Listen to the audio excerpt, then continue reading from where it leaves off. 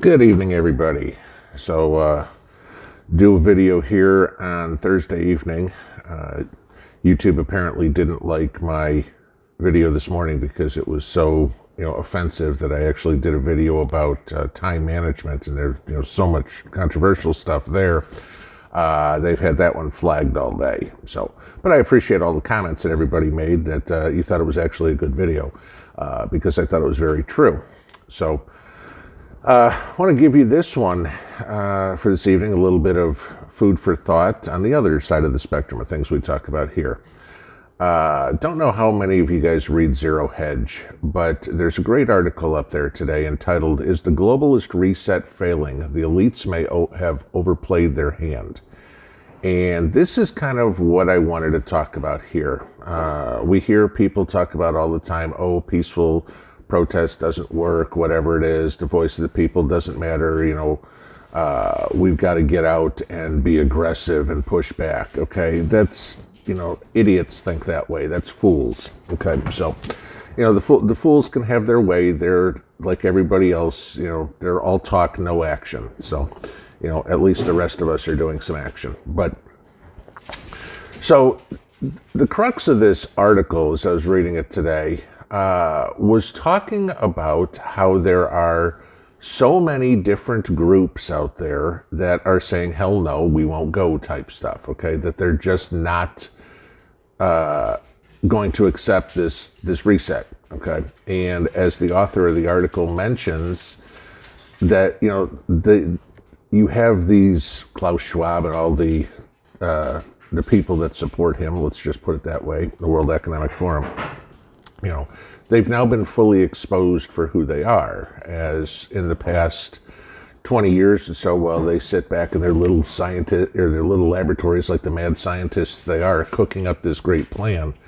Once it all came out of what they were trying to do, the majority of the world population said, no, not going to happen, okay? And, they're finally starting to realize it. So, that's the first part that you guys kind of want to take a look at. I'd highly suggest everybody go read this article. I'll put a link to it down in the description so you can find it real quick. But it is an excellent article, well written and, very smart. Now, the one thing the guy does say, there's two schools to the thought. One that being this is fixed and unstoppable, and the second is that we can all stop this reset, and the globalists can be brought to justice.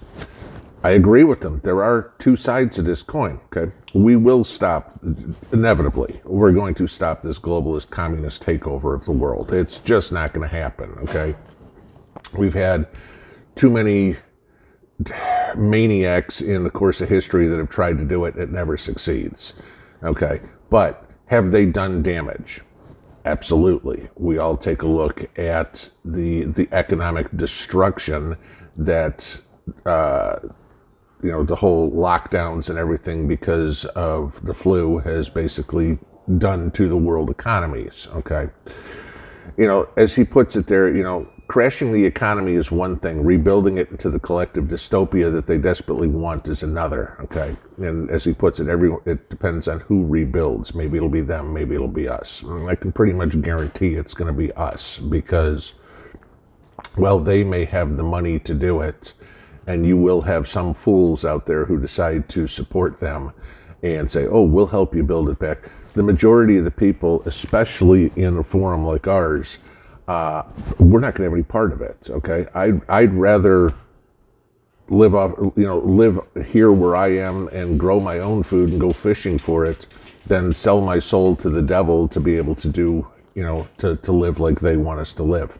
So that was kind of interesting. So as I was going on through some other stuff today, and, we've all seen, there's another autonomous zone in Portland, and, the idiot mayor in Portland is now telling, the police, you have to stop this, but we had the whole defund police movement that he was so in support of, but, beside the point, we won't get into that one here. I'll probably do a follow-up after this video with the rest of it over on Rumble, and, that way we can get in there. So when you're done with this one, go over to Rumble, maybe an hour later, because I got to record it. but go there. But there was a real interesting point that came in, going back to the original topic, that came out in the New York Times about an interview with Melinda Gates. And, you know, as y'all probably know, the elites, the World Economic Forum, they had kind of all mapped out what a scenario looked like. Okay, they miraculously, it was just a couple of months before the end of 2019 that they were doing all this. I want to say it was it Agenda 201 or something like that, was their little war games, you know, what would happen in a worldwide pandemic. Miraculously, they did this just a couple of months before COVID hit. But so in this interview with Melinda Gates, she comes out, and I'm going to read this quote to you because it's very telling, okay?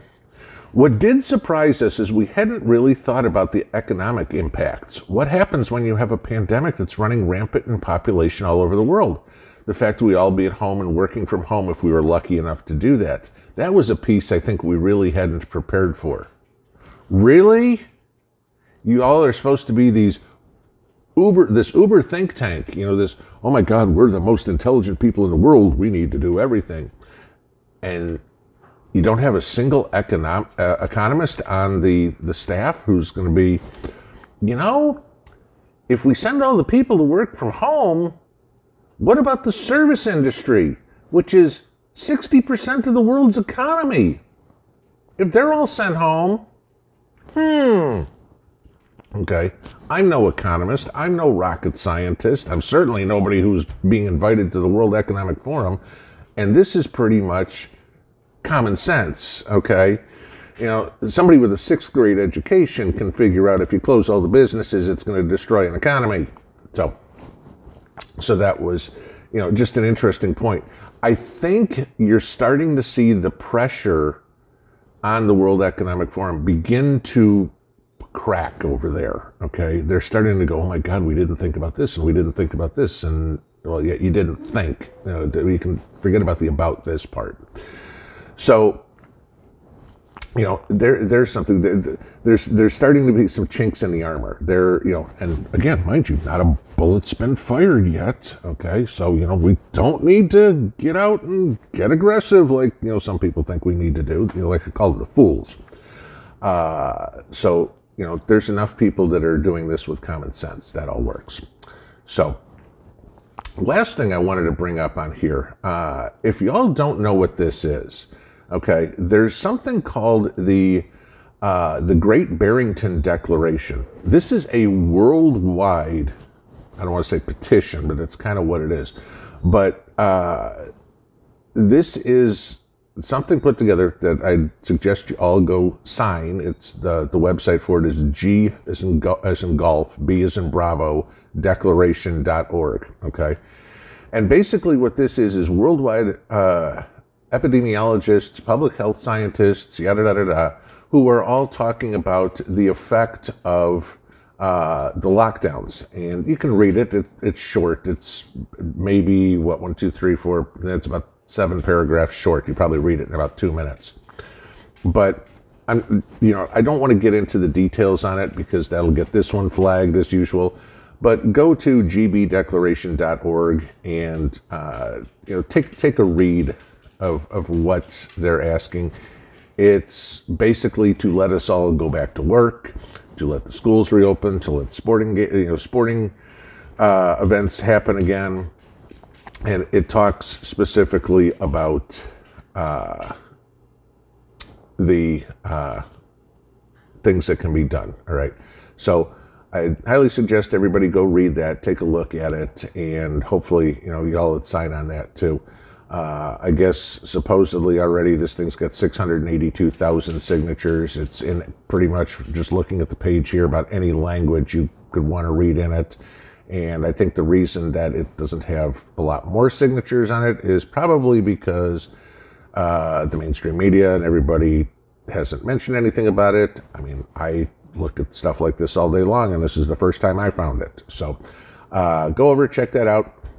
But that's what I got tonight. Be sure to take a look for me over on Rumble this evening. I put a couple of videos up there yesterday. If you haven't seen them, you might enjoy those.